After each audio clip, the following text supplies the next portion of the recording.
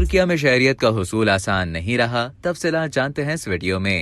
ترکیہ میں حکمران آگ پارٹی کی مقامی نمائندہ خاتون کہتی ہیں کہ چند افغان شہریوں کی مجرمانہ سرگرمیوں کی وجہ سے ترکیہ کے لوگ غیر ملکیوں کا یہاں رہنا سخت ناپسند کرنے لگے ہیں۔ صدر طیب اردوان کے حامی پاکستان سے بہت محبت کرتے ہیں، بلکہ وہ تو یہ ضرب المثل استعمال کرتے ہیں کہ جب پاکستان کا نام لیا جاتا ہے تو بہتا پانی رک جاتا ہے، یعنی پاکستان کا نام آنے کے بعد سب کچھ بے معنی ہو جاتا ہے کہ ترکیہ کی جنگ آزادی میں پاکستانیوں نے ان کی دل کھول کر مدد کی تھی، یہاں تک کہ پاکستانی خواتین نے اپنے زیورات تک ترکوں پر لٹا دیے تھے۔ یہی وجہ ہے کہ ہم پاکستان کی اس رواداری کے جذبے کو آج تک نہیں بھلا پائے۔ ترکیہ میں غیر ملکیوں کی رہائش کے دو اہم طریقہ کار ہیں۔ ایک طریقہ رہائشی اجازت نامے کا حصول ہے، جسے کملک یا TRC یعنی ٹیمپریری ریزیڈنٹ کارڈز کہا جاتا ہے۔ دوسرا طریقہ کار ترک شہریت کا حصول ہے۔ شہریت کے حصول کے لیے 2022 کے اوائل تک $250,000 کی پراپرٹی لینے کا قانون تھا، لیکن اپریل 2022 میں ترک کابینہ کے اجلاس میں فیصلہ کیا گیا کہ ترک شہریت $2.5 سے بڑھا کر $4 تک کر دی جائے،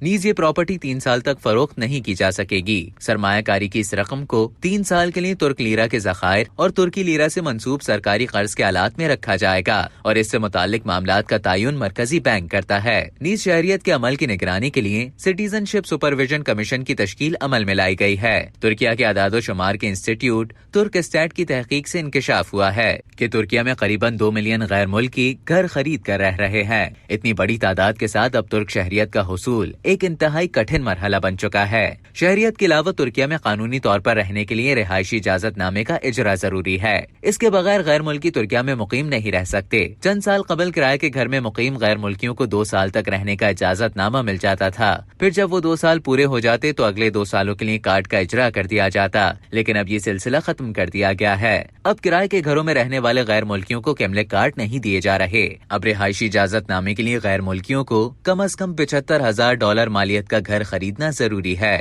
رہائش کے لیے خریدے گئے گھر کی بنیاد پر گھر کے مالک کو تو 2 سال کے لیے کملک ملتا ہے، لیکن گھر کے دیگر افراد کو صرف 1 سال یا 6 ماہ کے لیے۔ علاوہ ازیں کملک کارڈ کے حصول کے لیے دی گئی درخواست پر عمل درآمد میں تاخیر ہونے لگی ہے۔